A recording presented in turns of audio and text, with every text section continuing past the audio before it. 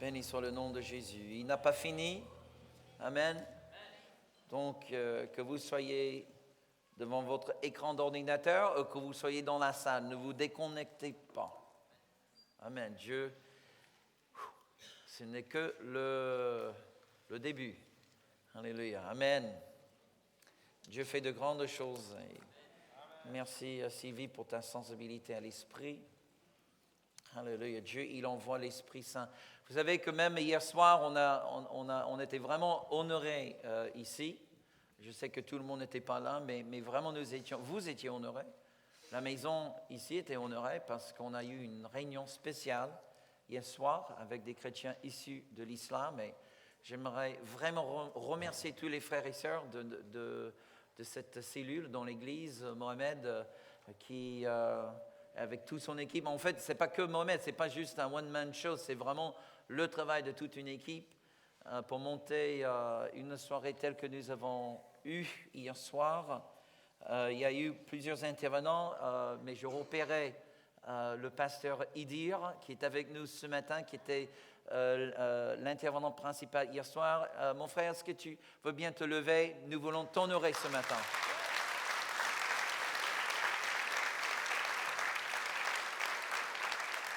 Un grand pasteur qui, pendant des années, a prêché l'évangile de Jésus sur la radio, qui était transmis à travers l'Afrique du Nord. Et c'était hier et qui me disait que lorsqu'il était un garçon, c'était difficile de trouver la bonne fréquence, mais même en tant que garçon, ils écoutaient la voix du pasteur Idir qui prêchait l'évangile de Jésus dans la langue kabyle. Et quelle merveille Dieu est en train de faire. Dieu réveille les musulmans. Il les réveille. Vous savez, le musulman n'est pas notre ennemi. Du tout. C'est un descendant d'Abraham. Et puis regardez la prophétie que Dieu a proclamée. Dieu a proclamée sur Ishmaël. Ce n'est pas une prophétie de malédiction. Un destin était peut-être... détourné, si je peux le dire de cette manière. Mais je crois que Dieu est en train de réveiller la semence de l'Évangile qui est au fond de ce peuple. Alléluia. Vous savez que le jour de la naissance de l'Église, le jour de la Pentecôte, Actes chapitre 2, parmi les tout premiers membres de la toute première Église de Jésus-Christ, il y avait des Arabes, il y avait des Berbères qui sont mentionnés dans Actes chapitre 2. Bien avant les Européens, je signale. Alléluia. C'était les premiers. Et je crois que j'entends souvent j'entends quelque chose, un son du ciel qui dit les premiers seront les derniers. Alléluia. Et ce premier peuple qui a incarné l'Église de Jésus-Christ sur la terre. Alléluia. La cité céleste sur la terre. Ces premiers peuples, moi je crois, seront les derniers peuples avant le retour du Christ. Ok, merci pour les trois autres qui le croient avec moi, mais moi je le crois vraiment. Alléluia. Et comme Dieu, le tout premier peuple, c'était le peuple juif. Amen. Et nous prions pour que tout Israël soit sauvé. Amen. Mais juste tout de suite après les Juifs, c'était les autres. Amen. Donc, les autres viennent à Jésus, et croyez-moi, non, ce n'est pas le message d'aujourd'hui. Merci, papa. Alléluia. Reste focalisé, Robert. Amen. Mais vraiment, si je peux personnellement remercier Mohamed, Véronique, Jean-Claude, Emmanuel, Hassan et Fatia, Anastasia, Eunice, Mariam, Patrice, Stéphane, Leila, Christophe, Jamel, Willem, Latifa, Dominique et Salia, Isabelle et les autres. Alléluia. Si j'ai dit votre nom, est-ce que vous voulez bien vous lever parce que c'est important pour nous de vous honorer? Est-ce que vous voulez bien les applaudir? Merci.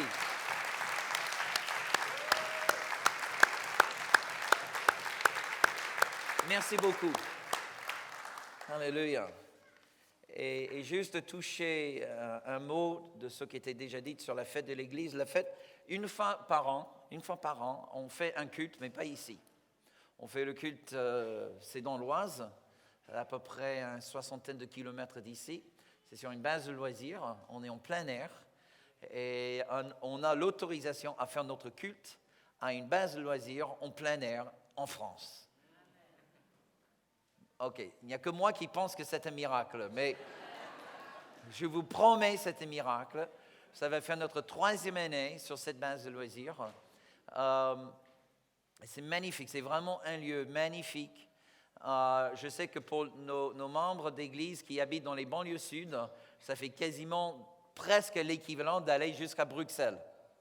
OK? C'est pas aussi loin que Bruxelles, mais pas loin. On voit Bruxelles depuis la base de loisirs. OK? Je plaisante, mais ça fait très, très, très loin. J'en suis très conscient de cela. Mais ce n'est qu'une fois par an. Qui sait, peut-être dans les années à venir, on va trouver une base de loisirs plutôt dans les banlieues sud. Ah, on n'a pas eu un seul. OK, oui, j'ai entendu un amen là-bas. Y a-t-il un autre amen dans la salle? Alléluia. OK, je sais, c'est très loin. Et même pour nos internautes, je voulais vraiment vous inviter à venir vous joindre à nous à la base de loisirs. Il faut juste nous envoyer très rapidement un petit message chat tout de suite, s'il vous plaît. Envoyez-nous un message pour que nous sachions que vous comptez venir et être parmi nous. Ce serait l'occasion pour nous de vraiment rencontrer nos internautes qui nous suivent par Internet. Maintenant, si vous êtes en Chine, c'est un peu loin. Presque aussi loin que nos membres qui habitent dans les banlieues sud de Paris. Mais en tout cas, vous êtes vraiment les bienvenus. C'est, les frais d'entrée dans le parc est couvert. En fait, par les offrandes que vous donnez le dimanche matin. Nous réservons une petite partie pour pouvoir faire en sorte que tout le monde puisse entrer sur la base de loisirs gratuitement. Mais il faut amener de quoi manger, surtout gâteau au chocolat, c'est très important. OK? On va contrôler vos sacs à l'entrée de la base. Si nous n'avons pas un gâteau au chocolat, non, je plaisante. Glace au chocolat, ça passe aussi, d'accord? Non, je suis un grand fan de chocolat. Okay? Mais non, la fête de l'Église, super, super important. Ça nous donne l'occasion de rencontrer certains ministères qui se lèvent dans l'Église. On va faire un grand Sainte-Sainte tous ensemble. Et puis, c'est aussi l'occasion de rencontrer nos frères et sœurs qui font partie du satellite philippin. Voilà, ce serait vraiment la grande fête. Vous attendez pour quelle heure, Philippe? On commence 10 heures. 10 heures là-bas. Et là, vous pouvez rester jusqu'à la fermeture du parc. OK? Une fois que nos activités prévues sont finies, même les enfants peuvent aller se baigner dans le lac, sauter des arbres, faire tout ce que vous voulez faire. OK? Et amenez vos guitares si vous voulez chanter. Voilà. OK?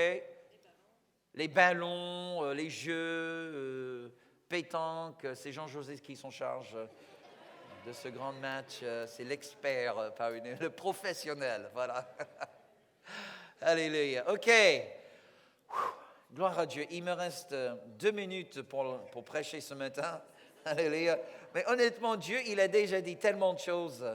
Ce serait peut-être une surcharge de rajouter trop à ce que Dieu nous a déjà dit. Mais quand même, j'aimerais parler à nos hommes.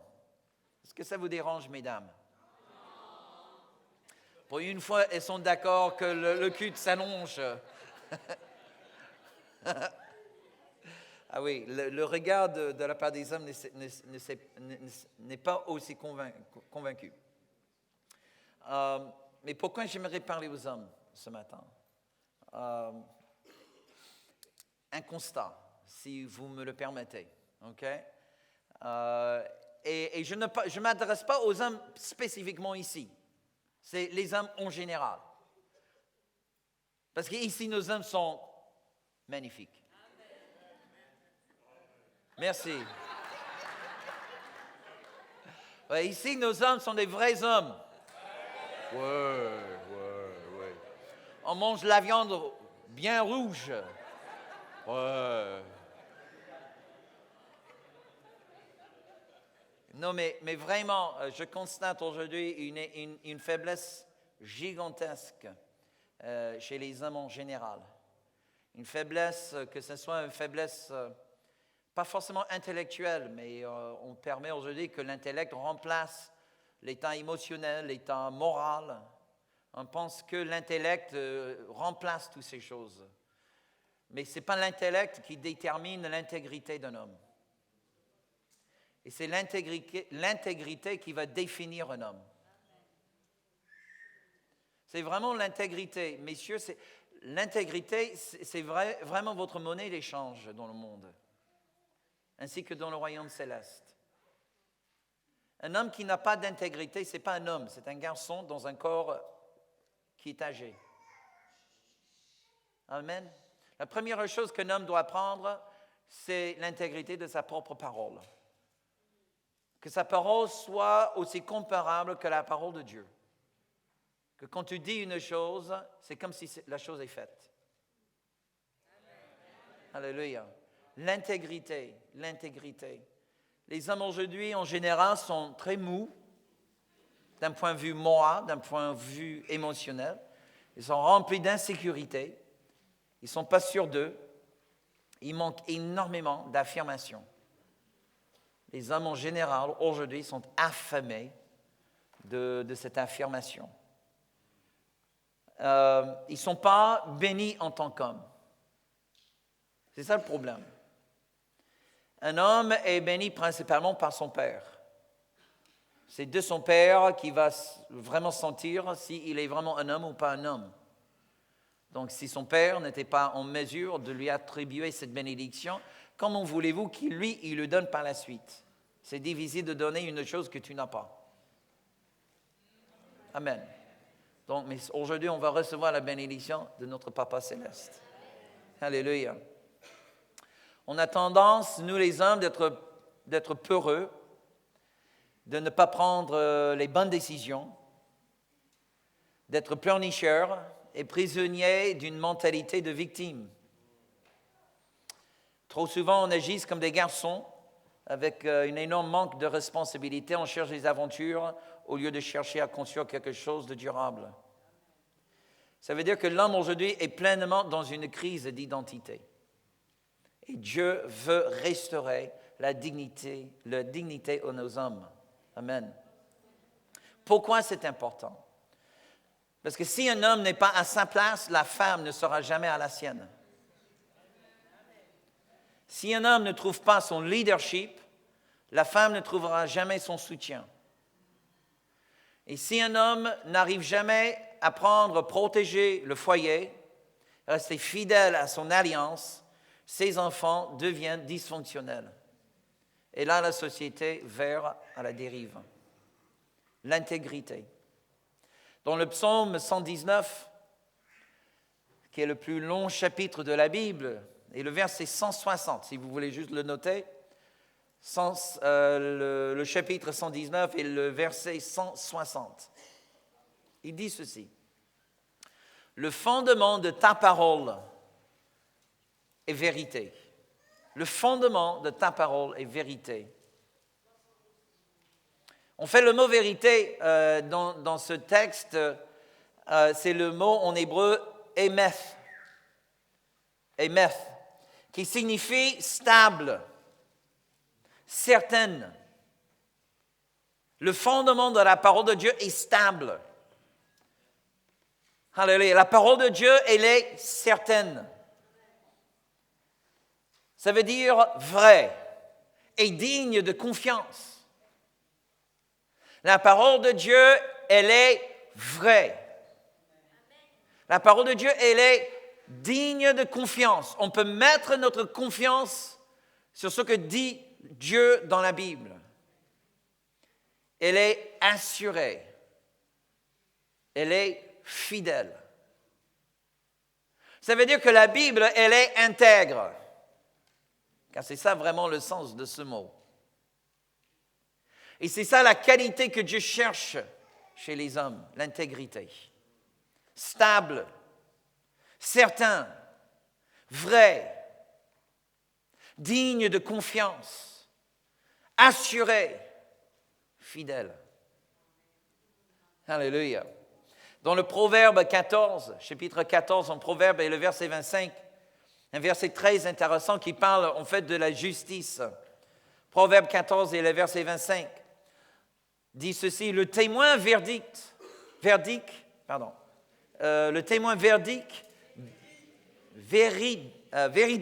excusez-moi, le témoin véridique délivre des âmes.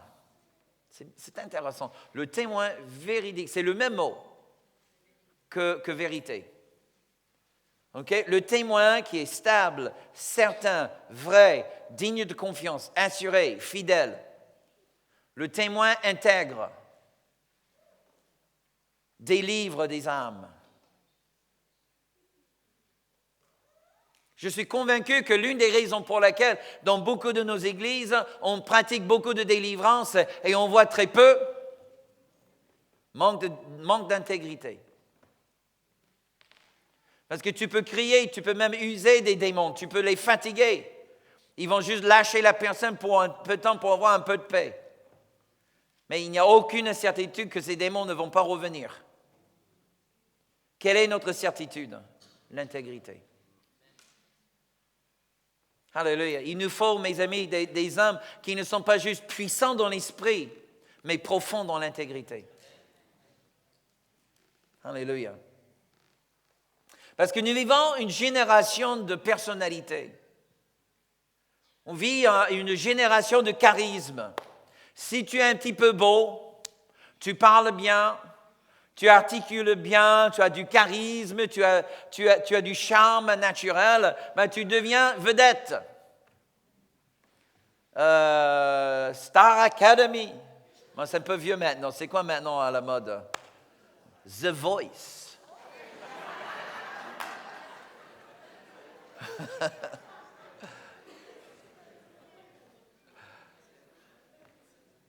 Tu vois, honnêtement, ces émissions, ça me rend malade.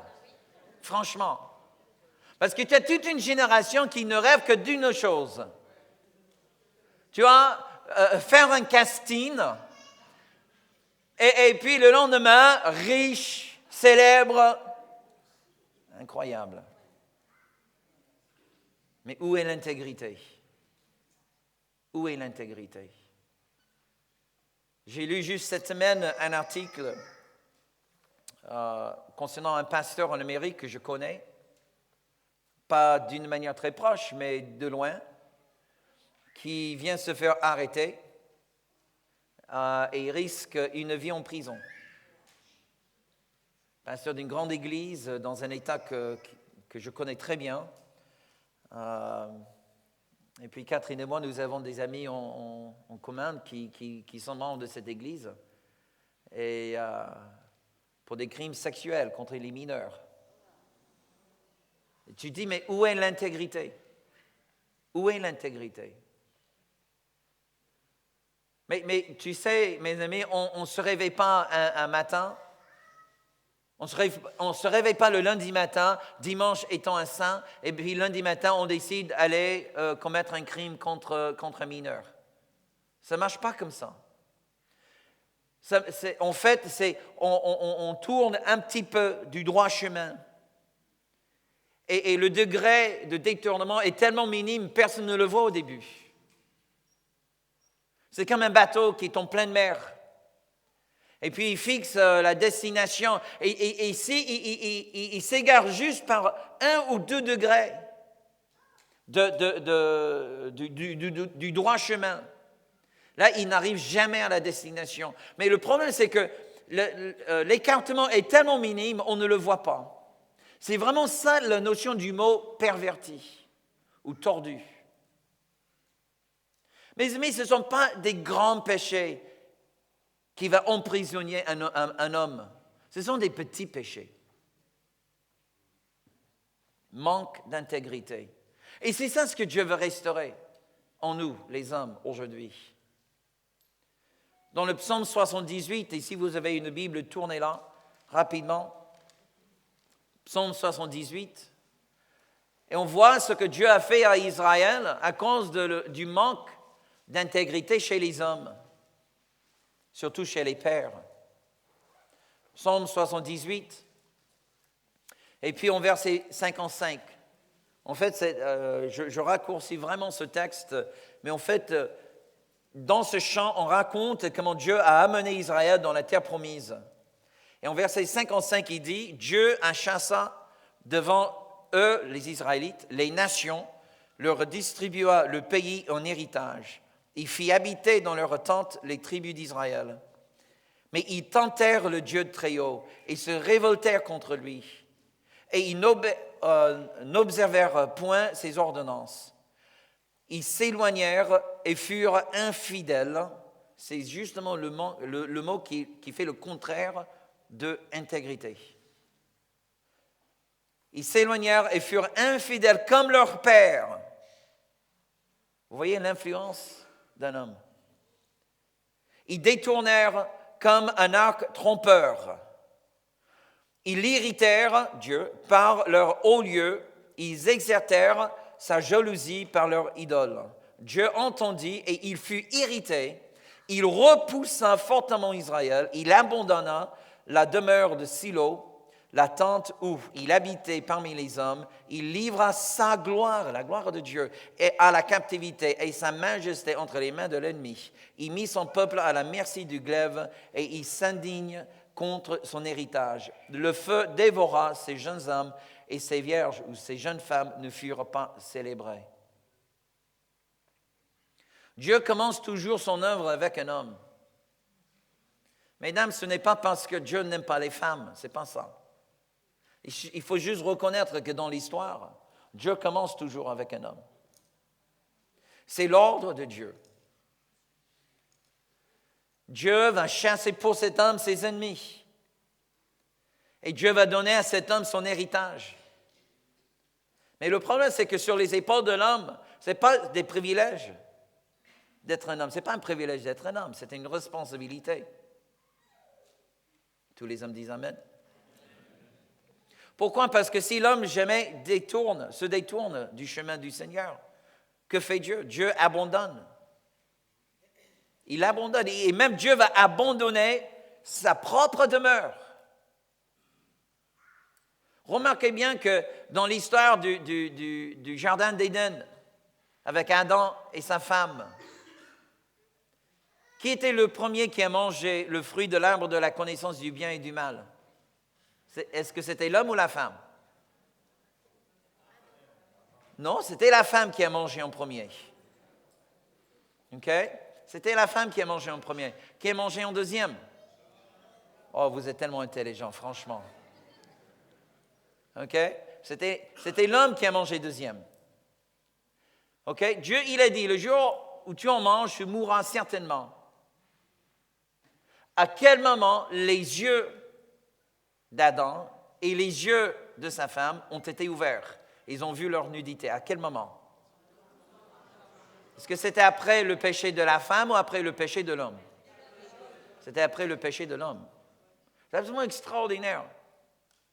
La femme a mangé, mais rien ne s'est passé. Elle n'a pas perdu sa gloire. L'homme pêche, et lui, tous les deux perdent leur gloire. Encore une fois, c'est quelque chose que j'ai du mal à comprendre moi-même, mais que je dois accepter. Dieu, il a créé l'homme d'abord, il a créé la femme par la suite. Et Dieu donne à un homme une responsabilité de protecteur. Être la tête ne veut pas dire dominateur.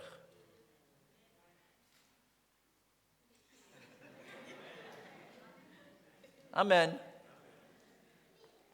Être la tête veut dire tout simplement que si une lourde objet tombe du ciel, ça va te frapper en premier. Et la femme sera protégée. Et tous les dames disent Amen. Alléluia.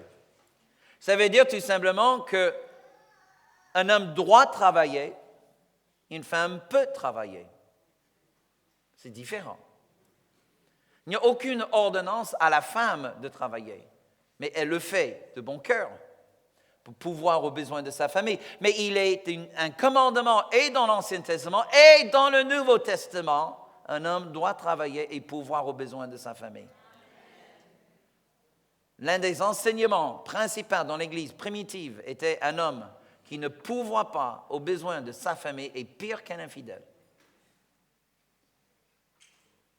Il n'y a pas eu beaucoup de cris d'amen. Oserais-je continuer? Intègre veut dire quoi? Intègre veut dire être vrai, mais pas légaliste.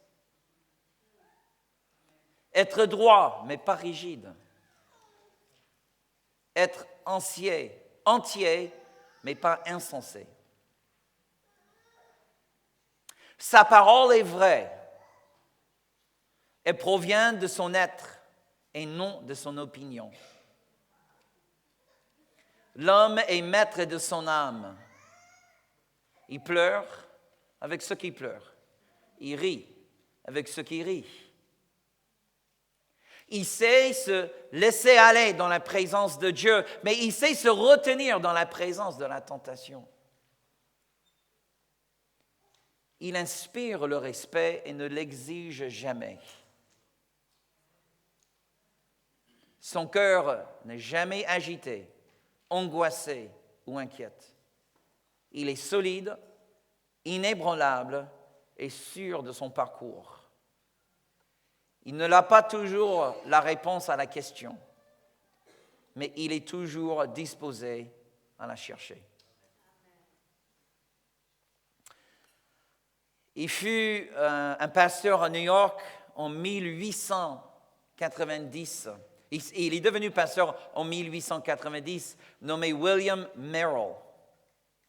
Il est né juste 2 ans après la guerre de sécession en Amérique. Et en tant qu'un jeune garçon, il a connu tous les ravages de la guerre et de cet état terrible des États-Unis suite à la guerre de sécession. Il a vu les ravages de l'esclavage dans ce pays. Il est devenu pasteur 1 an juste après la guerre entre les États-Unis et l'Empire d'Espagne. Donc, il a vu toutes les conséquences de cette guerre-là. Il a vécu aussi en tant que pasteur les 2 guerres mondiales. Et il est décédé en 1954. Il est peut-être le plus reconnu pour un hymne qu'il a composé pour célébrer les hommes. Et j'ai fait ma traduction, je vous excuse, je n'ai pas pu passer ma traduction par des gens lettrés en français, mais c'est le petit Robert. Mais quand même, c'est un hymne qui me parle beaucoup. Voici ma traduction française. Levez-vous, hommes de Dieu. On a fait avec beaucoup de moins. Donnez cœur, âme et force pour servir le roi des rois. Levez-vous, hommes de Dieu. Le royaume céleste tarde. Fait naître le jour de la fraternité et termine la nuit du mal. Levez-vous, hommes de Dieu. Son Église pour vous attend. La tâche trop grande pour sa force.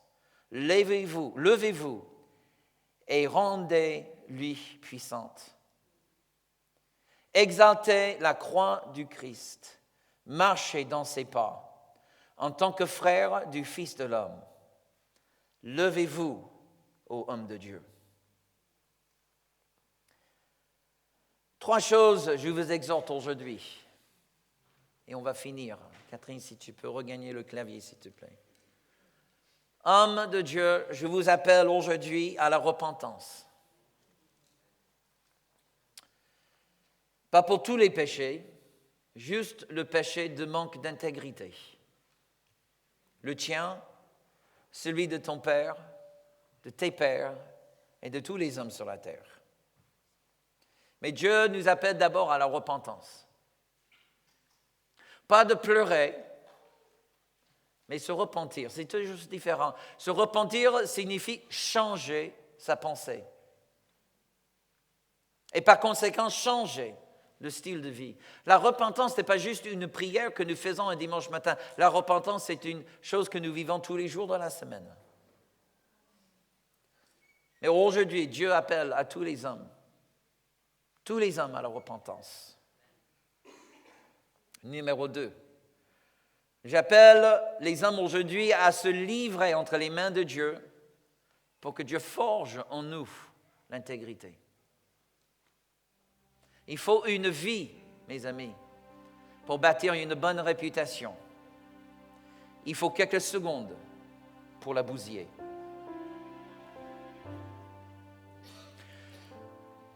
Et puis finalement, j'appelle les hommes aujourd'hui à se confier les uns aux autres.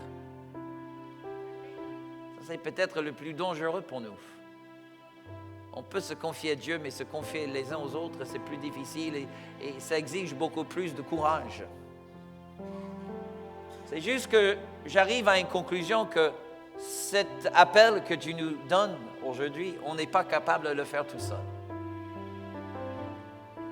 Et nous avons besoin d'apprendre comment s'encourager mutuellement, comment s'exhorter. Pas juste se reprendre, mais comment s'encourager. Le monde est là pour nous abaisser.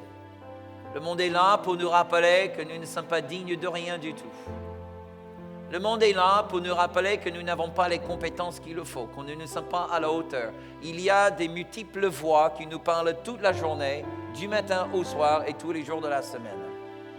C'est pour ça qu'ici, dans la maison de l'Éternel, ici nous devons trouver d'autres mots. Des mots qui engendrent la vie. Des mots qui inspirent l'envie de monter encore plus haut, l'échelle de l'intégrité. Devenir les hommes irréprochables.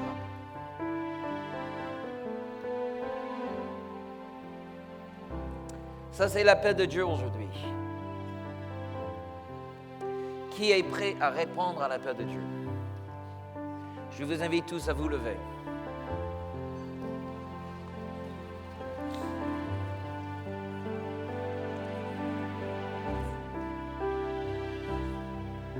Pendant ce chant d'adoration, mes frères, mettez-vous devant le Seigneur. Que ça ne soit pas une fête des pères comme les autres fêtes des pères. Mais qu'aujourd'hui, que tu sois papa physiquement ou non, tu as le destin de père. Tous les hommes en Israël, à partir de 13 ans, étaient considérés un homme, un père, en quelque sorte. Dès 13 ans. On l'a vu en Israël cette fois, les gens qui promenaient leur fils de 13 ans dans les rues de Jérusalem et qui fêtaient leur passage de garçon à l'homme. Ah, ça m'a tellement inspiré. Je dis, Seigneur, c'est un peu dommage que nous n'avons pas les mêmes traditions, les mêmes coutumes, et peut-être Dieu va nous en parler. Un adolescent n'existe pas dans le royaume céleste. On est soit garçon ou soit un homme. Il n'y a que l'un ou que l'autre. Et un homme veut dire un père en Israël. Donc, messieurs, mes frères, aujourd'hui, nous laissons derrière la mentalité de garçon. Et nous nous approchons au trône de Dieu, humble, faible. Mais là où nous sommes faibles, sa grâce se perfectionne et nous trouvons la force. Alléluia. L'Église nous attend. Alléluia. Levons tous les mains, adorons tous Jésus. Et mesdames, peut-être il y a un mot ici pour vous aussi. Quelque chose que Dieu veut mettre dans notre cœur aujourd'hui. Un mot pour encourager nos frères. Peut-être d'enlever de nous, d'enlever des femmes les mots de critique, les mots qui abaissent, pour qu'on trouve vraiment les mots justes pour exalter nos hommes, pour les honorer, pour les encourager d'aller vers l'avant. Peut-être là, Dieu fera un miracle autant dans le cœur des femmes que dans le cœur de l'homme aujourd'hui. Que Dieu soit glorifié, que Jésus soit exalté. Adorons-le maintenant. Adorons-le d'un cœur entier.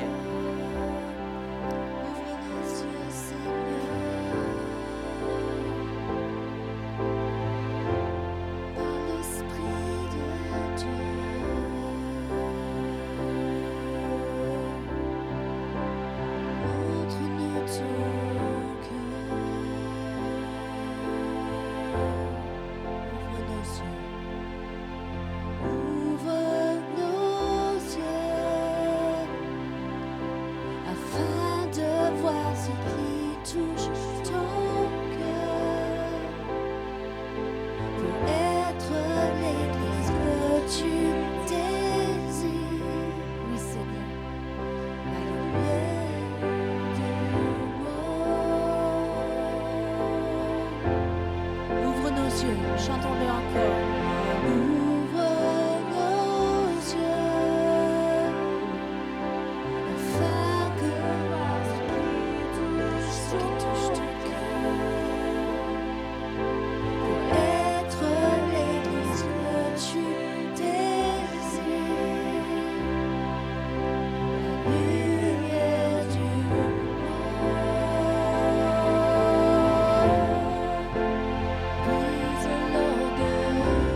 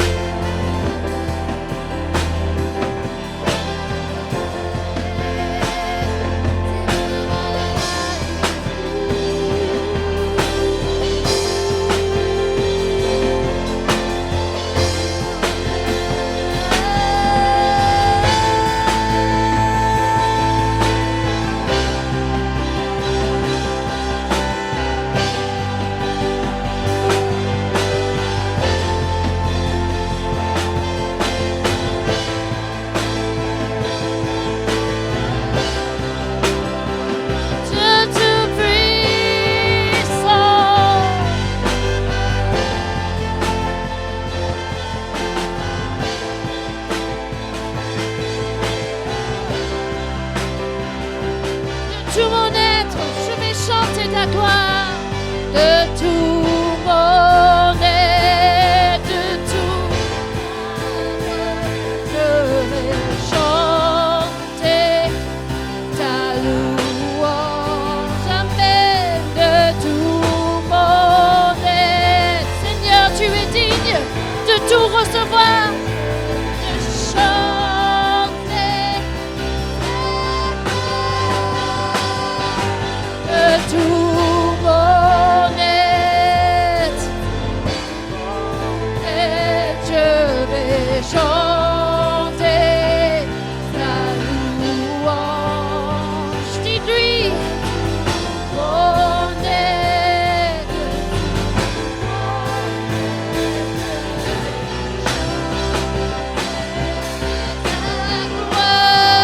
Mon cœur s'écrie, mon cœur s'écrie, sois glorifié, sois élevé par-dessus tout. Pour toi, mon roi, toi seul Jésus, je vais chanter. Mon cœur s'écrie, sois glorifié.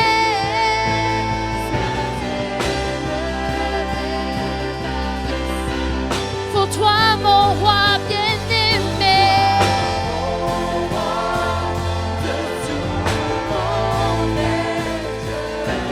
chanter ta gloire, tout mon être, tout mon être, tout ce qui est en moi, de toutes mes tripes, de tout mon cœur. Je vais chanter ta gloire. Encore une fois, de tout mon être, tout mon être, je vais chanter tes louanges en tout lieu, tout mon être, tout mon cœur, je vais chanter ta gloire. Dernière fois, de tout mon être, de tout mon être, je vais chanter, car tu en es digne, Seigneur.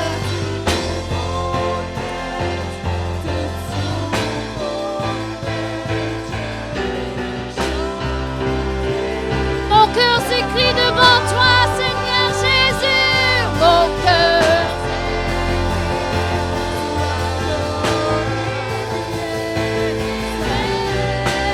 Élevé au-dessus, pour toi, mon roi. Je vais chanter ta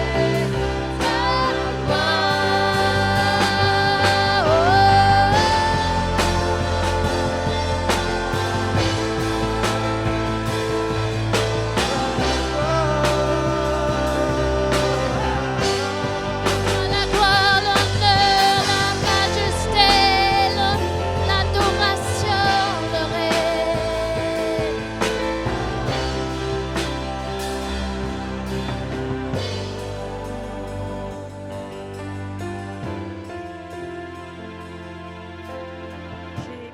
J'ai reçu que c'est vrai, les hommes doivent se repentir de la place qu'ils n'ont pas prise. Mais j'ai aussi reçu que nous, les femmes, nous devons nous repentir parce que nous avons pris la place de l'homme dans cette société. Et le Seigneur, vraiment, nous appelle, nous les femmes, à demander pardon aux hommes, à les libérer dans leur autorité d'homme et de père. Parce que la femme a été créée pour porter l'enfant, pour porter le fils. Elle n'a pas été créée pour diriger. Dieu a donné cette autorité à l'homme et nous avons détourné cette autorité en tant que femmes. Et la nation en paye les conséquences maintenant. Et le Seigneur nous appelle vraiment, nous les femmes, à nous humilier et à demander pardon au Père, à Dieu, et libérer les hommes dans ce qu'ils sont, dans ce que Dieu veut qu'ils soient, dans ce que Dieu les a créés. Il les a créés hommes pleinement. Si votre cœur dit Amen à cela, je vous conduis, mes sœurs, à prier avec moi. Seigneur notre Dieu, nous voici devant toi. Et nous nous repentons d'avoir pris la place que tu as destinée à l'homme. On va le redire, nous nous repentons d'avoir pris la place destinée à l'homme. Seigneur, nous te demandons pardon. Nous nous humilions devant toi et nous recevons à cet instant même la grâce de reprendre la place que tu nous as créée dans tous les domaines de la société, dans nos foyers, dans les affaires, dans l'église, là où tu nous as positionnés, Seigneur. Nous recevons l'onction d'agir comme des femmes de Dieu. Et nous libérons maintenant nos frères en Christ de devenir des hommes d'intégrité, des hommes de fer, des hommes d'acier qui sont à la fois solides mais souples entre les mains de l'Éternel. Nous libérons et nous bénissons nos frères, nos maris, nos fils et les hommes de Dieu que tu élèves dans notre pays. Dans le nom de Jésus. Et toute femme dans cette pièce a dit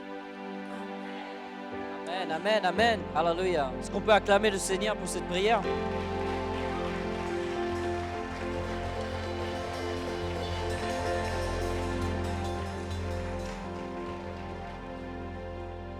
Je vais vous demander de rester debout quelques instants. Je ne sais pas si vous prenez conscience de ces 2 dimanches qu'on a eu consécutifs avec le message que Dieu a utilisé le pasteur Robert pour nous ramener. Et pour moi, ce n'est pas juste des messages. Je pense que Dieu est en train de bâtir. Et puisque nos sœurs ont fait la prière, je pense que nous, les hommes, on devait faire une prière aussi. Parce que nous avons refusé de prendre notre place.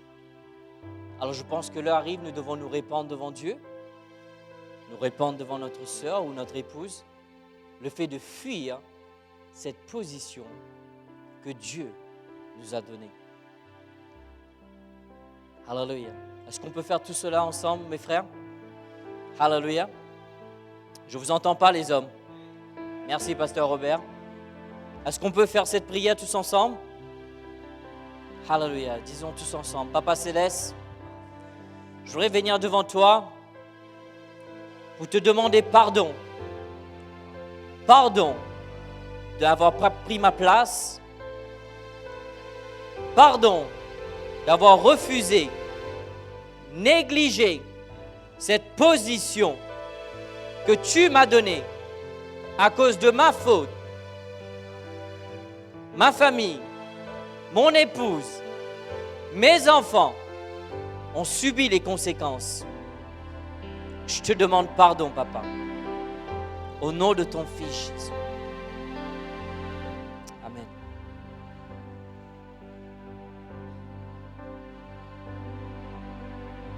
Si d'entre vous, Dieu est en train de vraiment œuvrer dans votre cœur, ne résistez pas.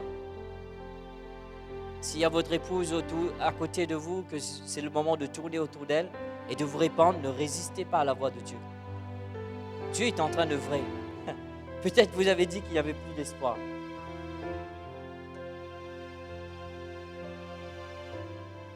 Et je ressens vraiment que Dieu veut faire une restauration.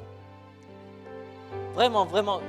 Vous savez, Dieu est en train de nous, juste avant que je vienne prendre le micro, 2 messages particuliers que Dieu nous parle en touchant le cœur d'un homme et d'une femme. Et je pense que Dieu veut restaurer quelque chose ce matin. Je voulais juste dire, mes frères, être un homme n'est pas une position, c'est une fonction. Amen. Ce n'est pas un diplôme, ce n'est pas un titre, c'est une fonction, c'est un état d'être. Amen. La Bible dit soyez des hommes. La Bible ne dit jamais prenez la place d'un homme. Il dit soyez un homme. Un homme, c'est ce que nous sommes. Amen. Ce n'est pas une place, c'est une fonction. Amen. Est-ce que vous acceptez la fonction aujourd'hui? Alléluia. Amen. Je peux dire quelque chose que j'ai vu ce matin, Samuel? En venant à l'église, je passe devant un arrêt de bus, il y a un poster pour un film. Et ce film s'appelle Man of Steel, Homme d'acier. Et le Seigneur m'a montré en fait que c'est un message prophétique. C'est un truc de super-héros certainement. Je n'ai pas vu de près. Mais si ma mémoire est bonne, mes frères, l'acier est un alliage métallique de fer et de carbone, si je ne me trompe pas. Et justement, le fer créait la solidité de la construction de la maison. Et le carbone permet l'acier d'être façonné, d'être formé et mis en place à la bonne taille, à la bonne hauteur. Et Dieu dit sur les hommes dans cette église, vous êtes les hommes d'acier. Alléluia. Levons nos mains et recevons cette parole, bien-aimés.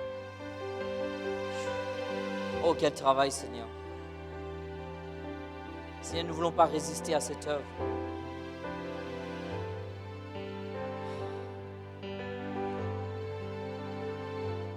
Je vais juste inviter l'équipe de suivi avant de clôturer.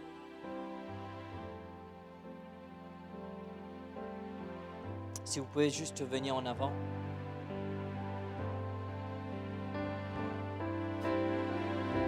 Vous savez, je demande tout le monde de se répandre. Peut-être moi aussi, je devrais me répandre auprès de mon épouse. Bébé, vraiment, franchement, si des fois j'ai refusé à prendre ma place dans la maison, je te demande vraiment pardon.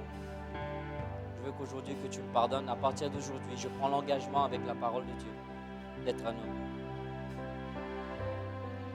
Merci pour ton amour et merci pour ta patience vis-à-vis de moi.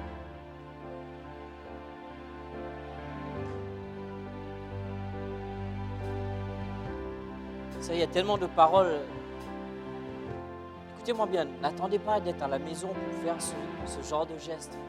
Parce que le moment que vous le faites, le ciel s'ouvre et déclenche quelque chose. Je ne sais pas si vous pouvez ressentir la même chose. Moi, je sens que le ciel est à la portée de tout le monde ce matin.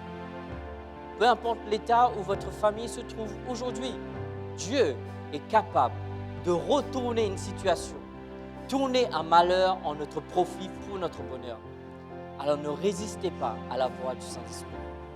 Alors frères et sœurs, si vous êtes là, vous avez entendu que Dieu vous a parlé. Et une des choses que j'ai aimé, le pasteur Robert, l'appel qu'il a donné, nous repentir. Deuxièmement, nous jeter entre les mains de Dieu. Mais troisièmement, c'est bien aussi de s'ouvrir.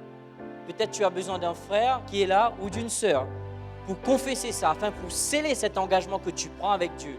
Alors s'il te plaît, on ne veut pas que tu quittes ce lieu avant d'avoir prié avec quelqu'un. Alors ces frères et sœurs qui sont là, ils seront là pas pour prier pour toi, ils seront là juste en agrément avec toi. Alors toi aussi qui es sur Internet, je veux juste que tu prends l'engagement, juste pour chatter avec quelqu'un, juste faire une prière d'agrément. Ne passe pas à côté de ce moment. C'est un moment très important. Ce n'est pas juste la fin du culte, c'est un moment où Dieu va reconstruire, où Dieu va restaurer, Dieu va guérir et Dieu va faire des miracles. Alors s'il te plaît, n'étends pas ton ordinateur, reste jusqu'au bout. Alors l'autel est ouvert, bien-aimés. Si vous sentez dans votre cœur, vous avez besoin que quelqu'un prie avec vous. Frère, mais toi aussi, sœur, bien qu'aujourd'hui nous célébrons la fête des papas. Alors je pense que Dieu t'a parlé aussi, ma sœur. Alors viens et scelle cette prière avec une prière d'agrément, que quelqu'un puisse prier avec toi. Pendant que nous allons entamer ce chant, l'autel est ouvert. Que Dieu vous bénisse. So